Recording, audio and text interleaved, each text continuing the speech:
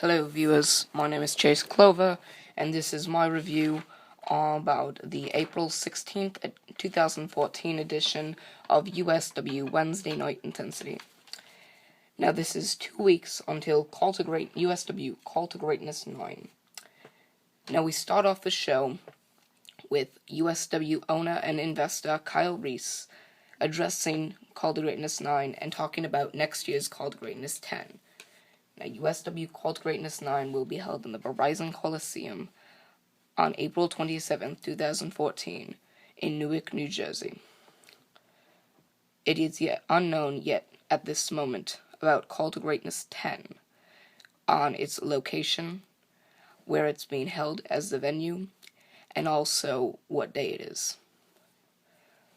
Afterwards, we had our first match, which was Fernandez and Gringo, or Fernandez with Gringo as his manager, defeating ED with CED as his manager. That match took place and had a lot of action, a lot of kicks, and a lot of strikes toward the upper body. And Fernandez ended up having a bigger advantage and defeated ED by pinfall.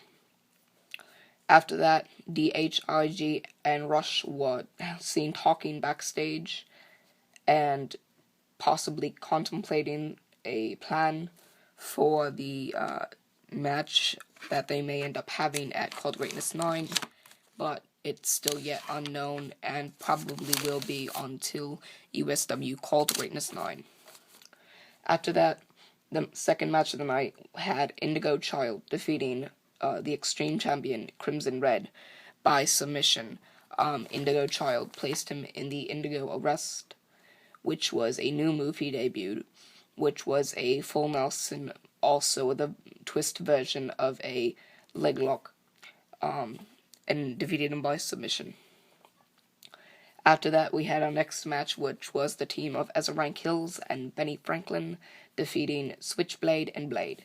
Now, this is a big win for Ezra Hills and Benny Franklin, because after the winning of this match, Switchblade and Blade, as I would hope to remind you, are 6-time unified USW Tag Team Champions. So that win came as a big thing for this team. Hopefully, it will put them up in the Tag Team division and also possibly in singles competition.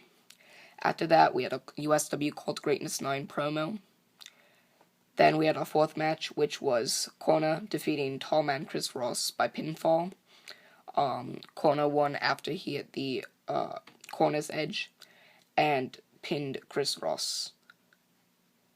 After that, Kyle Reese announced that Enigma will debut at USW Call to Greatness 9, and then an Enigma promo came up afterwards as the same, but with a different background as last week, April 9th, 2014's edition of USW Wednesday Night Intensity. I will have a video coming out about who this Enigma character may be and what the plans are for this Enigma character.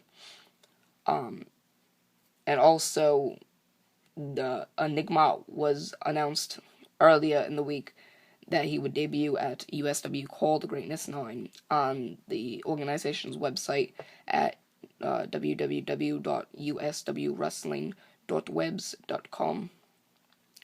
And it is still unsure yet who this character is, and the video that I will have posting up soon, possibly tonight, will be featuring possibilities as to who the Enigma character is. After that, the fifth match had Alex Martin defeating Alexander Rotten. I'll talk about my hope for Alex Martin in USW Call to Greatness 9 at the end of this video. After that, Prophecy had an interview and was attacked with a lead pipe by Indigo Child. Hopefully, also, that rivalry will be renewed at USW Call to Greatness 9. I will get back into that at the end of this review. And after that, the sixth match, Rush defeated Wilbur. Wilbur dominated most of the match, but then Rush had a spurt of energy and came out and just took over the match and defeated Wilbur. After that, there was an interview with Zach Hardy. He mostly talked about his match with Morbid at USW called Greatness 9, and his hopes for the match and the outcome that he would have. The 7th match had Mojigada defeating Cannon by pinfall. This match was very back and forth, the longest match of the night as well, and impressed me a lot with Cannon. After that, Morbid ranted about his match at USW called Greatness 9, and how he would defeat Zach Hardy and end his career and go 8-0. And after that, the main event match was the 8th match, and Zach Hardy defeated TJ. TJ impressed me a lot. He got done whatever could be done, but as you could imagine, the outcome was not in TJ's favor, as Zach Hardy defeated TJ, although TJ did impress me a lot. Now, my hopes for USW called Greatness 9 are Alex Martin and George Martin. George Martin did attack Alex Martin at USW Steel Purgatory 2014, costing them a number 1 contenders match for the Unified USW Tag Team Championships. Hopefully that rivalry will be underway at USW called Greatness 9. And also Prophecy and Indigo Child. That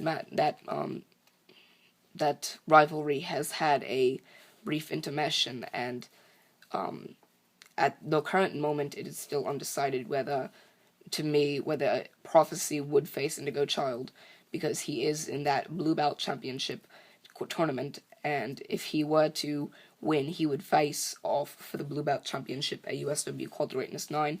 If not, then that rivalry could end up happening and have a match there. So that's another rivalry that I hope would be renewed and would be fought off at USW called Greatness 9. Now, my predictions for right now for the biggest matches, which are the main event matches at USW called Greatness 9, are Zach Hardy losing to Morbid and ending his career. Morbid would go 8-0 and would win and become the USW champion. And also Majagada defeating Lone Wolf to retain the USW World Heavyweight Championship.